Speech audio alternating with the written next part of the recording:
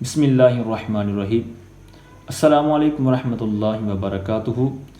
ناظرین، آپ سب کو ہمارے اس چینل میں خوش آمدید۔ آئیے آج کا ہمارا جو سبق ہے وہ سورہ بقرہ کی آیت نمبر 11 سے 16 تک یہ چند سیغے ہم نے نکالے ہیں، معلل سیغے، تعلیل شدہ سیغے، یعنی جن کے اندر کوئی قاعدہ وغیرہ استعمال ہوا ہے، تو آج انشاءاللہ عز و جل ان کو حل کرنے کی کوشش کریں گے۔ سیغہ نمبر 5، پہلی جو نشست تھی ہماری ایپیسوڈ 1، اس کے اندر 4 سیغے، تو اس طرح 4 سیغے ہم آج کریں گے۔ سیغہ نمبر 5 ہے لَقُو وَإِذَا لَقُوا الَّذِينَ آمَنُوا۔ تو لَقُو استعمال ہوا ہے، تو یہاں پر ہم دیکھیں گے کہ اس کے حروف کون سے ہیں۔ اب اس کے جو روٹ ورڈ ہیں، حروف اصلیہ ہیں، وہ کیا ہیں؟ لام، قاف اور یا۔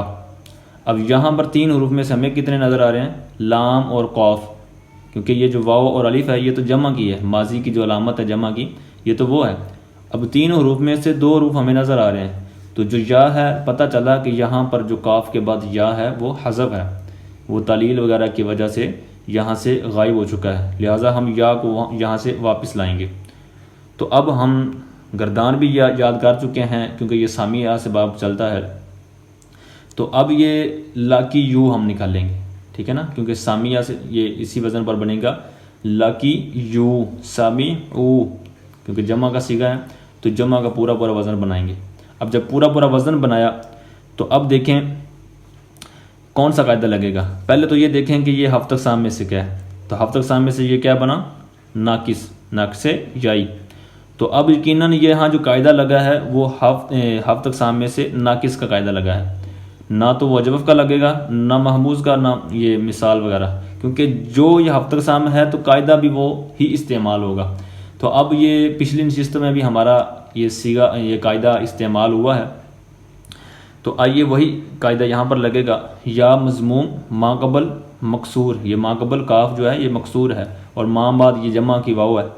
تو لہٰذا یہ کیا کریں گے، اس کی حرکت، جو یا کی حرکت ہے یہ ما قبل کی طرف ٹرانسفر ہو جائے گی۔ تو یہاں پر کیا ہو گیا، کاف کو دمہ دے دیا، اوپر دیکھ لیں لقو،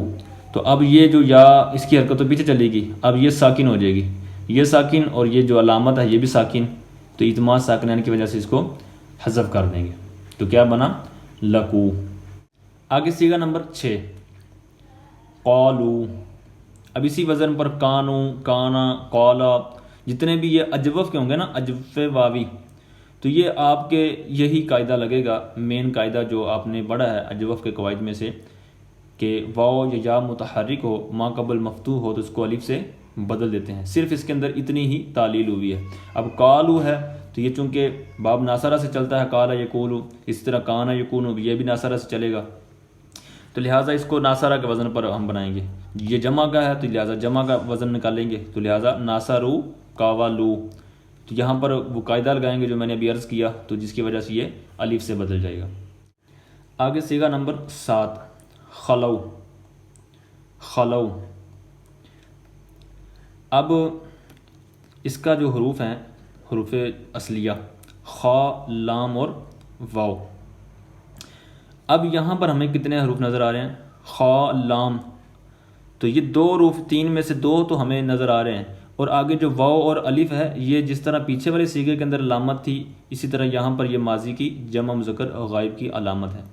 لہٰذا 2 علامتیں، 2 حروف ہمیں مل گئے۔ تیسرا جو حرف ہے واو، وہ یہاں سے معذوف ہے، اس کی تعلیل ہوئی ہے، تو لہٰذا ہم اب اس کو ڈھونڈیں گے اور اس سے تعلیل کریں گے۔ تو اب ہم جب اس کا خلوت، ٹھیک ہے، خلوت یا خلوون، ٹھیک ہے، یہ اس طرح کے اس کے مصدر آتے ہیں، تو جب ہم منجد وغیرہ لغت سے اس کا باب دیکھیں گے تو ہمیں ناصرہ ملے گا، ٹھیک ہے، ناصرہ، خلا یخلو۔ تو اب ہم اس کو کھولیں گے، جمع کا چونکہ علامت آخر میں نظر آ رہی ہے تو جمع کا صیغہ بنائیں گے، ناصرو کے وزن پر خالا وو، ناصرو خالا وو۔ تو اب بتائیں یہ جو ناقص ہے، یہاں پر لام کلمے میں واو ہے، تو واو حرف علت ہے، تو حرف علت لام کلمے میں ہو تو کیا ہوتا ہے؟ ناقص۔ اب ناقص کا یہاں قاعدہ لگے گا، اجوف کا بھی نہیں لگے گا اور بھی کوئی نہیں لگے گا، صرف ناقص کا لگے گا، ٹھیک ہے، تو ناقص کا قاعدہ لگائیں، کیا بنے گا؟ واو متحرک، اب یہ متحرک ہے، ساکن نہیں ہے، واو متحرک ما قبل مفتوح ہے، تو اس کو کیا کریں گے؟ اس کو الف سے بدل دیں گے، تو اب یہ واو جو دمہ والی ہے اس کو جب الف سے بدلیں گے قاعدے کی وجہ سے تو الف ساکن ہوتا ہے، ٹھیک ہے نا، الف ساکن ہوتا ہے، تو الف بھی ساکن ہوا اور یہ واو بھی ساکن، تو اب یہ اجتماع ساکنین ہو جائے گا، تو اجتماع ساکنین کی وجہ سے پھر ہم اس کو حذف کر دیں گے، تو کیا رہ جائے گا خلو، دیکھیں نا، اس کو حذف کریں گے واو کو تو بالکل وہی مین صورت باقی رہے گی جو نظر آ رہی ہے۔ آگے صیغہ نمبر 8 اشترو، اشترو، اب اس کے اندر علامت بھی آپ کو نظر آ رہی ہوگی، آپ کو محسوس ہو رہی ہوگی کہ یہاں پر مزید فی میں سے کون سی علامت ہے، ٹھیک ہے، تو آپ علامت سے ہٹ کر بقیہ حروف سیر پہ کر لیں، شین، را اور یا، تو یہ تین اس کے حروف اصلیہ ہوئے، شین، را اور یا۔ اب اس میں ہمیں کون سے نظر آ رہے ہیں؟ شین، را تو ہمیں نظر آ رہا ہے، اب یہ جو تا ہے یہ ہے باب افتعال کی علامت، اور جو آخر میں ہے واو اور الف تو یہ جمع مذکر غائب فعل ماضی کی جو علامت ہے، ٹھیک ہے، تو اب شین، را، شین، را، اب یا محذوف ہے تو را کے بعد چونکہ یا ہے تو لہذا را کے بعد یہاں پر یا ہم نے نکال کر پھر اس کو تعلیل صیغہ بیان کرنا ہے، تو اب یہاں پر یا واپس لائیں گے، اشتارا یو، کیونکہ یہ اجتنبو کے وزن پر ماضی بنے گی باب افتعال سے، تو اجتنبو اشتارا یو، تو اب یہاں پر پھر قاعدہ آپ لگا دیں کہ یہ چونکہ ناقص ہے تو یہاں پر ناقص کا قاعدہ لگا دیں کہ کیا لگا ہے، تو یا متحرک ما قبل مفتوح، اشتارا، را یو ہے نا، اشتارا یو، تو اب یا متحرک ما قبل مفتوح اس کو بدل دیں گے الف سے،